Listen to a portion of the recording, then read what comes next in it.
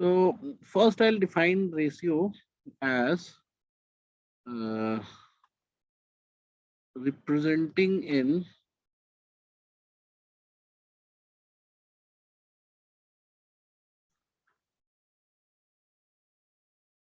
minimum integer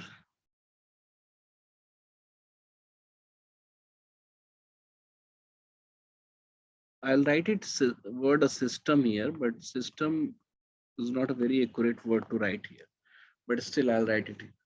So जैसे अगर मैं तुमसे बोलूं कि देयर इज अ पर्सन ए की जो सैलरी है वो 20,000 है एंड बी की जो सैलरी है इज 25,000 है. So if you want to tell the comparison of salaries of A and B without telling the actual value, है ना, जैसे मान लो कि अब आप कंपेयर करना चाहते हो, बताना चाहते हो कि ए और बी में कौन ज्यादा है, कितना ज्यादा है, but you don't want to tell the exact salary of A and B. So can I मतलब I can do it in two three way, like I can also use percentage. I can write that B's salary, ये अगर आपने percentage का chapter किया है तो you will be knowing it. B's salary is 25% greater than A. So this is one statement by which we can compare the two salaries. Second statement can be, I can just rewrite the same thing. B salary is 125% of A's salary. This is the second line, which is the same as previous. Third line I can write, A's salary is 20% less than B's salary. And the fourth way is A's salary is 80% of B's salary. So do you understand all these four statement? Did you understand? जिन लोगों ने average किया है उन्हीं से बोल रहा हूँ मैं, ऐसा नहीं है कि सॉरी एवरेज परसेंटेज का लेक्चर कर रखा है उन्हीं से पूछ रहा हूँ मैं, नॉट विथ एवरीवन. सो देवेश, अंकिता, आप लोग परसेंटेज का लेक्चर हमारा नहीं किए होगे, तो probably you might not be understanding this, but बाकी लोगों को समझ में आ रहा है. साधना तुम्हें समझ में आ रहा है? Yes sir. Yes, sir. है ना, मतलब हम बी और सी के सैलरी को कंपेयर करना चाहते हैं और या बताना चाहते हैं without telling the exact value of B and C, B and A salary. तो हम ऐसे भी बता सकते हैं कि बी की सैलरी ए से 25% ज्यादा है. सिमिलरली बी की सैलरी ए की 125% है. ठीक है, ए की 125% है. ए की सैलरी बी से लेस देन 20% है और ए की सैलरी जो है 80% ऑफ बी की सैलरी है. So another way to compare these two salaries, I can just say A is to B is 4:5. If ऐसा कहना चाहेंगे, if A's salary is 4, then if and then वाली बात होगी, then B's salary is 5. So I choose the minimum integer. मतलब I could have said, जैसे अगर आप इसको A is to B निकालने जाते हो तो आप क्या करते हो, 20,000 divided by 25,000 करते हो, and then you try to divide it and find the smallest integer which are left after dividing. तो 4:5. तो ये अगर आप पूरा नहीं डिवाइड करते तो ये 8:10 भी हो सकता था, ये 40:50 भी हो सकता था, ये 10,000:12,500 भी हो सकता था. So all these ratios are true, but we generally prefer to use smallest integer to represent A and B. So A is to B is the smallest representation of A and B in term proportional. जैसे अगर हम A को 4 बोल रहे हैं तो B को 5 बोलेंगे. We will keep the proportionality here and we'll represent it with smallest integer. तो अब मुझे एक बात बताओ कि जैसे हमने A:B को, अगर हम तुमसे ही पूछते कि A:B का रेशियो क्या होता, तो आप क्या बताते? 4:5 बताते? ये तो कोई भी बताता. सबको समझ में आ रहा है? Yes, sir. मुझे बताओ कि अगर मतलब to reach this to A 4:5 हमें क्या करना पड़ा है? हमें 20,000 और 25,000 को हमने एक साथ रख के इसको डिवाइड किया. तो किस चीज से डिवाइड किया बताओ दोनों को? 5 से. 5 से नहीं किया ना, 5,000 से किया, हाँ सर, 5,000. है ना? So we divided it to reach 4:5. हमने डिवाइड किया इसको 5,000 से. Now this number 5,000 is very important, है ना? इसको मैं यहाँ वेरी इंपॉर्टेंट लिख दे रहा हूँ कि आप लोग इसको ध्यान दें.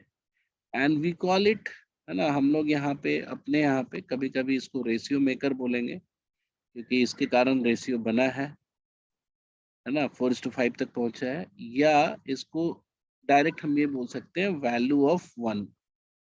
वैल्यू ऑफ 1 मतलब ये जो हमारा सिस्टम है 4:5 का, ये अब हमारा रेशियो सिस्टम हो गया to represent this situation.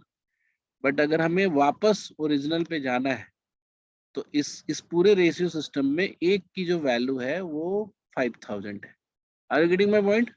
So I didn't understand this. आपको अगर अगर ये 4 जो वैल्यू दी हुई है ए की सैलरी, अगर वापस ओरिजिनल ए की सैलरी पे जाना हो, यू वांट टू कैलकुलेट कि ए की ओरिजिनल सैलरी क्या होगी, तो 4 में क्या मल्टीप्लाई करोगे तुम? Oh, 5,000. Oh, हाँ, yes, sir. तो वो Okay. जो 1 का जो 1 की वैल्यू जो है ना, वो वैल्यू ऑफ मतलब वैल्यू ऑफ 1 इज 5,000 हियर. तो अगर अगर मान लो यहाँ से पूछा जाए कि अगर ये पता चल जाए कि वैल्यू ऑफ 1 कितना है और मैं तुमसे पूछूं कि बी और ए का डिफरेंस कितना है, तो बी का 5, ए का 4, डिफरेंस 1 है एंड दिस डिफरेंस इज 5,000. मतलब बेसिकली क्या है कि if ratio has been made from numbers, तो उस रेशियो सिस्टम के 1 का वैल्यू जरूर होगा. I'll give you another example here So to the understand. value of 1 can help the ratio go back to its original state. Is Yes, that it? yes. मतलब Okay. every time we want to go back, है ना, Mhm. we will try to find out the value of 1. So the difference between the ratio will give us the value of 1. So the difference नहीं, between ऐसा जरूरी 20,000. नहीं है, ऐसा जरूरी Okay. नहीं है. Value of 1 you can get from anything, है ना? You will understand here, Okay. मतलब Okay. later. Just let's try to redefine the value of 1 in the ratio.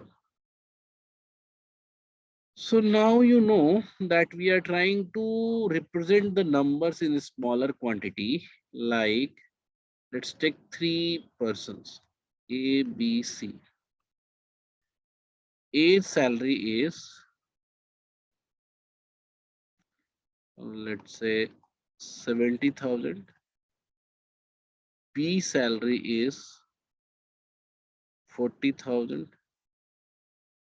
and C salary is 25,000. ठीक है?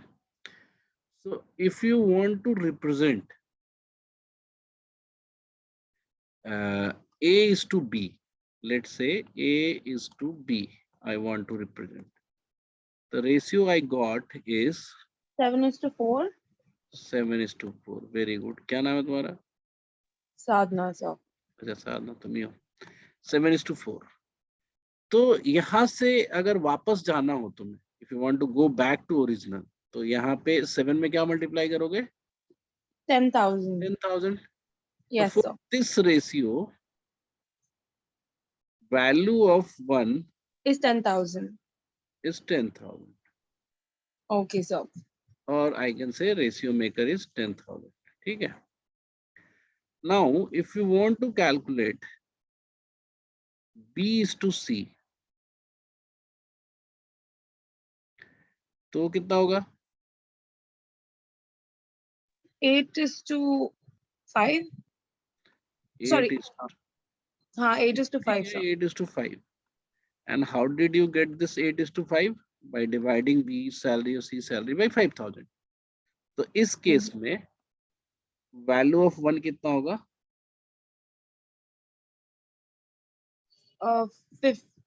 I think 5,000, sir. यस। तो अब जब भी ऐसा कभी केस हो, मतलब कि अब दो अलग अलग रेशियो है और अगर हम A/B/C निकालना चाहते हैं, तब क्या होता?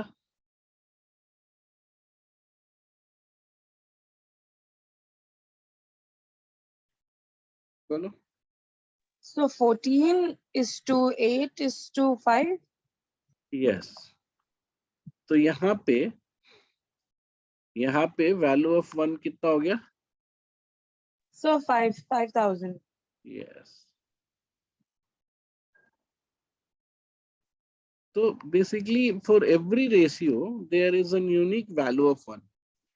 अब मान लो कि अभी हमें ये नहीं दिया होता, this all figure must not have been given, तो मैं और ये भी नहीं दिया होता, आपके पास ये भी नहीं होता और ये भी नहीं होता, ऐसे दिया होता कि A/B is 7:4 and B/C is 8:5, and it has been asked that A/C क्या होगा।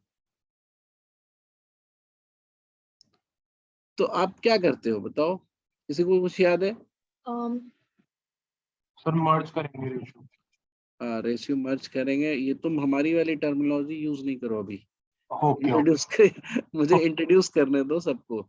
ठीक। ठीक है, तो बेसिकली आप लोग बचपन में पढ़े होंगे कि आप बी को सेम करते हो, तो अब हम ऐसे समझे कि बी को हम सेम करें, जैसे बी की वैल्यू यहाँ पे 4 है और बी की वैल्यू यहाँ पे 8 है, तो हम बोलते हैं कि बी को सेम करो। ये तो हमने बचपन में बोला या हमने स्कूल में ये पढ़ा कि we make the common value, common जो वेरिएबल है, वेरिएबल नहीं, जो कॉमन वैल्यू उसको सेम करते हैं। बट ऐसे सोचने से ना हमें मतलब रेशियो का इसेंस नहीं पता चलता है। अभी मुझे एक बात बताओ, ठीक है, लीव दैट बचपन वाला नॉलेज, अभी मुझे एक बात बताओ, ये अगर एक रेशियो है तो इसका कोई रेशियो मेकर होगा कि नहीं? मतलब वैल्यू ऑफ 1 तो होगा ना इसका रेशियो Yes, मेकर, sir. और ये भी एक रेशियो है तो इसका भी एक रेशियो मेकर होगा, क्योंकि हर रेशियो का एक रेशियो मेकर है जिसके through it can go back to its original value. ठीक है, ये समझ में आ रही है मेरी बात? Yes, sir. So now the point is कि क्या हम कह सकते हैं कि इन दोनों रेशियो का रेशियो मेकर सेम है? No, sir. क्यों? I don't know, sir, but I feel like it can't be the same मतलब क्यों ऐसा तुम्हें फील हो रहा है कि it cantt be the same? because the values, I mean, the ratio maker can differ depending on the ratios to go back to its original state. नहीं, कुछ I don't know if तुमने I'm right, clearly sir. Explain नहीं किया। Anyone else, कोई try करो, ये दोनों ratio का ratio maker in any condition same हो सकता है? Can we assume that? और कभी हो सकता है? बोलो अदिति, तुम बताओ। So the proportion varies, right, sir, from each case. रुक जाओ एक मिनट, और लोगों से पूछने दो मुझे। देवेश तुम बताओ।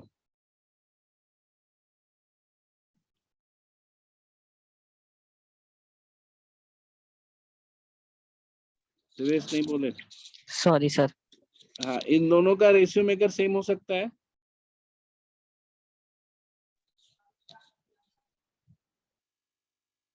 इसीलिए बोलता हूं मैं कि पुराने लेक्चर्स देख के आया करो। Okay, let me ask someone else. Mehar तुम बताओ।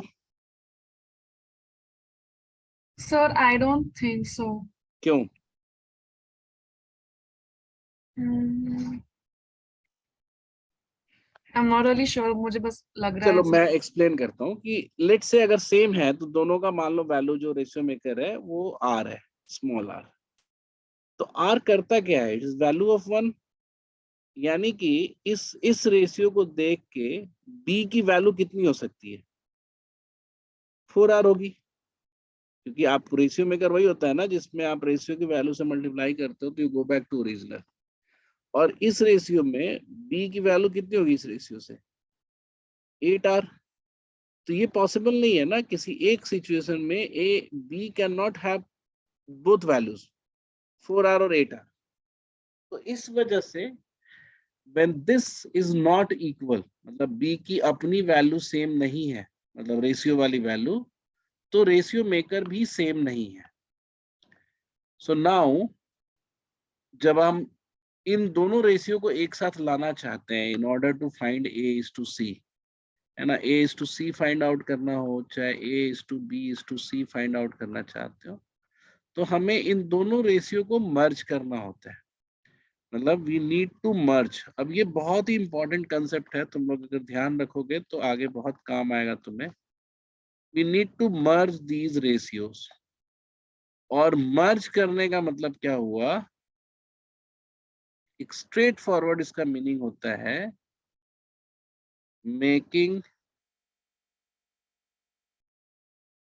Ratio maker same. ये जो आर है इसको सेम करना। और सेम कैसे होगा? जो कॉमन वैल्यू है, जैसे कॉमन यहाँ पे बी है ना, कॉमन वैल्यू के रेशियो फिगर को सेम करना।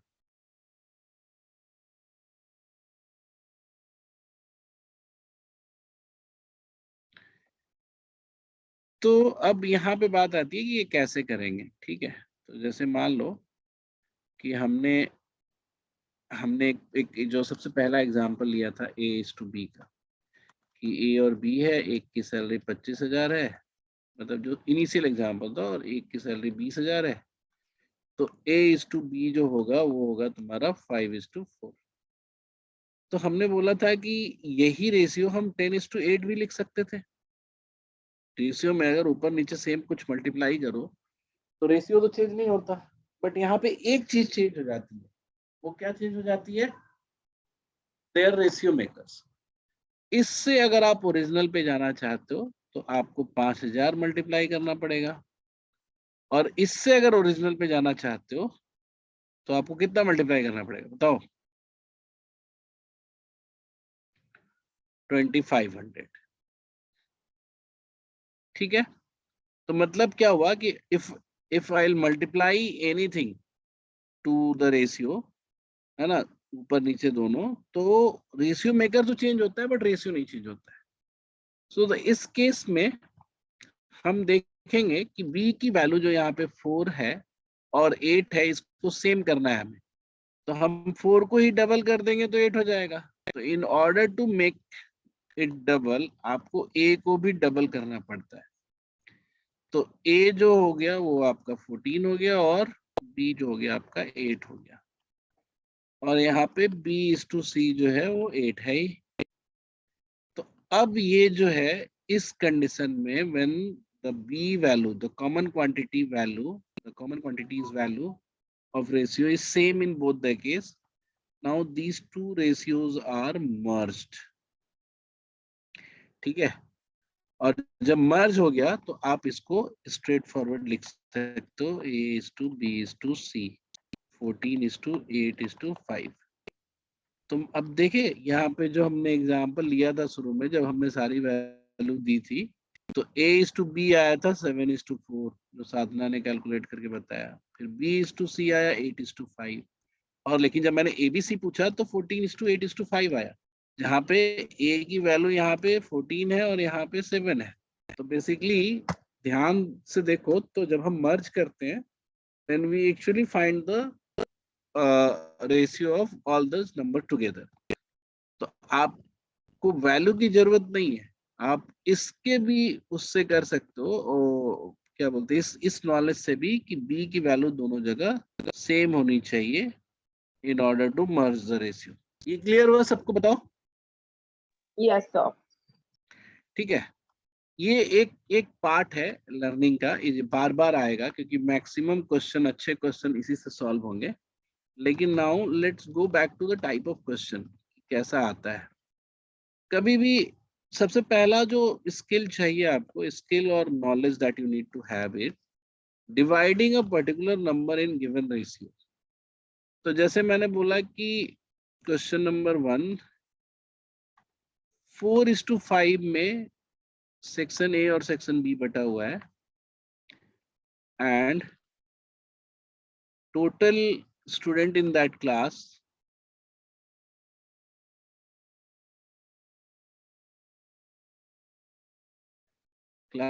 are 108। तो सेक्शन ए और सेक्शन बी के कितने कितने बच्चे होंगे? तो जब भी रेशियो के क्वेश्चन दिया रहे ना, तो ऐसा जनरली होगा, जो बेसिक क्वेश्चन होते हैं, जो भी बेसिक क्वेश्चंस ही होते हैं, और even in advance question also, आपको रेशियो का सिस्टम दिया रहेगा और किसी एक वैल्यू की ओरिजिनल वैल्यू दी रहेगी। तो आपको बेसिकली ऐसे सब क्वेश्चन में, मतलब इसका कई तरीका है आपको बताने के लिए, तो ये भी हम बता सकता हूँ कि ए की वैल्यू निकालनी हो तो 4 डिवाइडेड बाई 4 प्लस 5 कर दो, और बी की वैल्यू निकालनी है तो 5 डिवाइडेड बाई 4 प्लस 5 करके टोटल से मल्टीप्लाई कर दो। तो ये भी एक तरीका है, but this all way of doing it is like very mathematical. आपको समझाया कुछ नहीं जाता है, बस आपको याद रखना होता है। But let's do it in a way so that you can actually think in any different question also कि क्या हो रहा है। तो जब भी कोई क्वेश्चन होगा, अगर रेशियो में कुछ चीजें दी हुई हैं, then there must be a value which is given in original form। तो यहाँ पे रेशियो में वैल्यू दिया हुआ है एक ए और बी का, और टोटल दिया हुआ है ओरिजिनल फॉर्मेट में। तो हमें बस कंपेयर करना होता है। जैसे मान लो कि ए और बी का टोटल रेशियो के हिसाब से कितना होगा, बताओ जल्दी बोलो। ए और बी का टोटल, मतलब उस पूरे क्लास का टोटल रेशियो के हिसाब से क्या होगा? 9। 4 + 5 है ना, विच इज 9। और आपको ये पता है कि ये 9 जो है इज 108। तो जब ये कंपैरिजन आप करोगे तो you will actually get the value of 1। तो 1 कितना हो जाएगा? 12। Now once you will get this, फिर आपसे जो भी पूछे वो बता दो। इफ ही इज टेलिंग कि total number of students in section A, तो आपको क्या करना है? सेक्शन ए की वैल्यू 4 है, तो 4 into 12। सेक्शन बी पूछ रहा है, तो जस्ट टेल हिम 5 into 12। ठीक है, तो ये अप्रोच आपको ध्यान रखना है कि you need to find out the value of 1। Sir, I don't understand this part. ये 1 Same का here, 12। sir. मैंने क्या बोला कि मैंने देखा कि एक रेशियो दिया हुआ है, और मैंने देखा दिया क्या हुआ है, पूरे क्लास के कितने बच्चे हैं, सेक्शन ए और सेक्शन बी का टोटल। तो मैं ये देखा कि रेशियो के हिसाब से टोटल कितना होना चाहिए। रेशियो के हिसाब से होना चाहिए टोटल 9, क्योंकि अगर आपका 4 है सेक्शन ए में और 5 है सेक्शन बी में, तो टोटल 9 होना चाहिए। तो बेसिकली 9 जो है वही 108 का रेशियो वाला वैल्यू है, क्योंकि इनका रेशियो का सिस्टम अलग चलता रहेगा, ओरिजिनल का अलग चलता रहेगा। So if 9 is the value, ratio value of 108, तो 1 की वैल्यू कितनी होगी, या 9 की वैल्यू, टोटल वैल्यू 108 है, तो 1 की वैल्यू कितनी होगी? 12, यूनिटरी सिस्टम से। तो ये आपका निकल गया वैल्यू ऑफ 1। अब एक बार जब वैल्यू ऑफ 1 निकल जाता है, तो आप उसको यूज कर सकते हो to find anything that is given in ratio. तो अगर आपसे पूछता है कि ए की वैल्यू कितनी होगी, तो 4 है, मतलब रेशियो की वैल्यू 4 है, तो टोटल होगी 4 into 12। और बी कितना होगा, तो 5 into 12। अब समझ में आया? Yes, sir. एक और एग्जांपल देते हैं तो समझ में आएगा, रुको। अभी मान लो कि मैंने बोला कि 3 लोग हैं, there are 3 persons whose salaries are in ratio.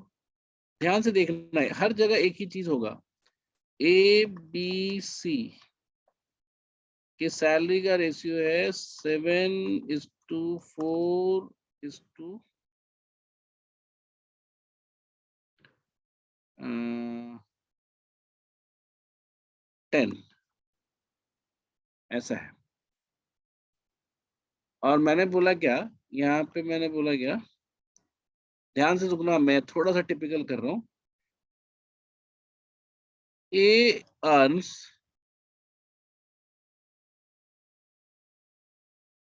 33,000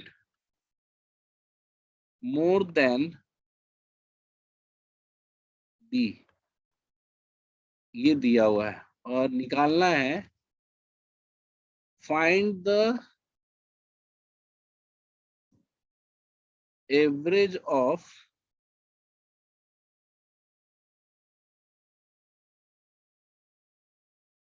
A B C, average salary of A B C. ठीक है, अब ये क्वेश्चन को पहले भूल जाओ, है ना, कि क्या निकालना है आपको। यहाँ पे एक रेशियो का सेट दिया हुआ है और यहाँ पे एक वैल्यू दी हुई है which is A earns 33,000 more than B.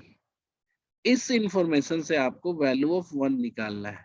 तो पहले ही बताओ ये क्या इंफॉर्मेशन है, A earns 33,000 more than B, ये रेशियो में कहाँ दिखेगा बताओ? Can So anyone tell me? sorry, what is the question?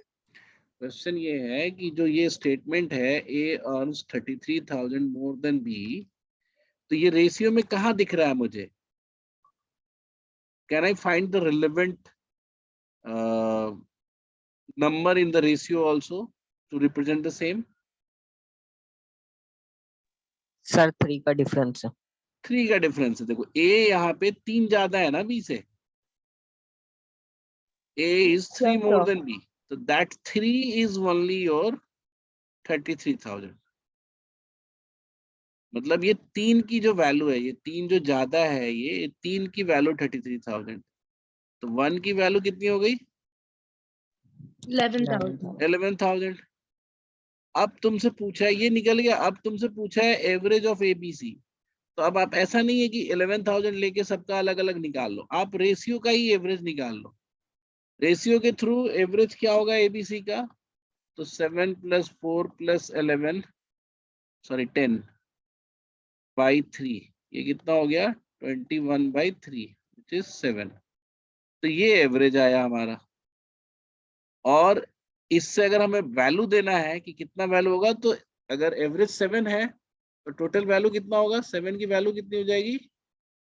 7 × 11,000। Yes, sir. तो basically in what ever question you will be doing, है ना, उसके दो ही टाइप, रेशियो में देखोगे ना कि दो ही तरह का कोर क्वेश्चन होता है। एक जिसमें रेशियो मेकर या वैल्यू ऑफ 1 फाइंड आउट करना है, दूसरा जिसमें आपको रेशियो मर्ज करना है। ठीक है, किसी कंडीशन को देख के। अब इसके कई वैरायटी हो सकते हैं। इसके अलावे अगर कुछ और टाइप ऑफ क्वेश्चन तुमको दिखता भी है ना, तो बेसिकली वो है वो दूसरे टॉपिक को मिलाया हुआ है। Ratio in itself is just 2 things out of these, मतलब 1 आउट ऑफ दीज 2 थिंग्स। तो इसमें आपको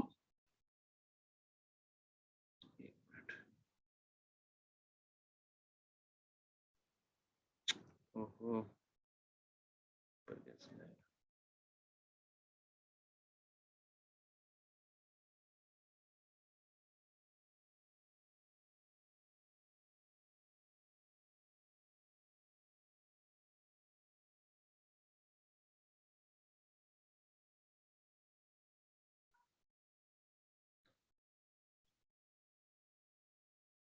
जस्ट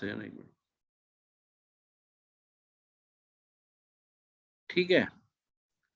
तो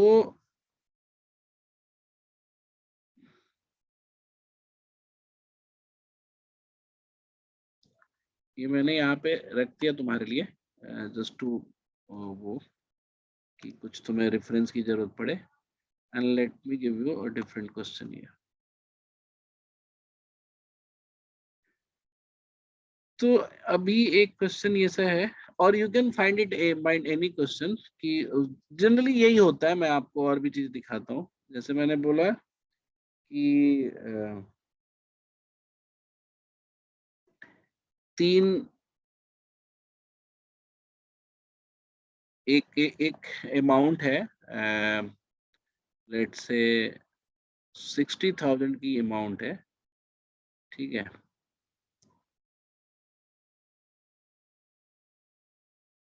मैं मिक्स कर रहा हूँ, ठीक है, तुम्हें खुद ही समझ में आ जाएगा। और उसमें बोला कि it has been divided into 3 parts A, B, C, where A is twice of B and B is 3/4 of C। ये अमाउंट मैं बाद में चेंज भी कर सकता हूँ अगर सही नहीं हुआ तो, ठीक है। बट क्वेश्चन ऐसा ही होता है कि ABC है, इतने में है। अब ये जो 2 स्टेटमेंट है ना, this is very important statement. इससे आपको क्या पता चल सकता है बताओ? A is twice of B, what do you can make it out from this statement? Sir, it is greater than or it is the हाँ ठीक है, difference is वो भी ठीक है। बट जब भी ऐसा कभी टर्म दिया रहे, it is actually giving you the ratio, कि कैसे A और B का okay, रेशियो sir, क्या so है। like 2 of B हाँ, is तो A is is twice of B, मतलब A is equal to 2B, 2B, and that means A by B 2 is to equal 1. to 2 by 1, ठीक है। कभी भी अगर ऐसा कुछ स्टेटमेंट दिया हो तो ये अपने आप में एक रेशियो ही है। Similarly B is 3/4 of C, that means B is 3/4 of C, तो इसका मतलब हो गया कि 4B is equal to 3C, और that means B by C is equal to 3/4। सो आपके इस 2 स्टेटमेंट से आपको 2 रेशियो मिला। एक मिनट जरा सा होल्ड करना। Could you resume? हाँ, ये थोड़ा टिपिकल किया है, but the question is same. Ultimately क्या होता है कि आपको क्वेश्चन में या तो मर्ज करना होगा या वैल्यू ऑफ 1 का निकालना पड़ेगा। इस केस में दोनों ही करना पड़ रहा है आपको। देखो ABC का टोटल दिया हुआ है, and you have also been given अलग अलग रेशियो AB का और BC का। तो सबसे पहले तो हम इन दोनों को मर्ज करके A/B/C की वैल्यू निकालना चाहेंगे, मतलब इसका रेशियो निकालना चाहेंगे। तो in order to do that, common quantity क्या है दोनों रेशियो में बताओ? B, sir. B। तो हमें B की वैल्यू को सेम करना है, तो 1 और 3 Sir, को हम into सेम 6? इंटू 3 कर देते हैं सीधा पहले वाले को, Oh, okay, sir. है ना। किसी भी तरीके से तुमको 3 करना है, तो पहले वाले को 3 करेंगे तो ये हो जाएगा तुम्हारा 6 डिवाइडेड बाई 3 हो जाएगा ना। क्योंकि Yes, sir. 1 को 3 करने के लिए तुम्हें 3 से मल्टीप्लाई करना होगा, तो ऊपर भी करना पड़ेगा। सो नाउ ABC कितना आ गया तुम्हारा? 6, 3, 4। 64. हाँ, 6, 3, 4। अच्छा, ये मैंने जो 60,000 लिखा था इसको हटा देते हैं।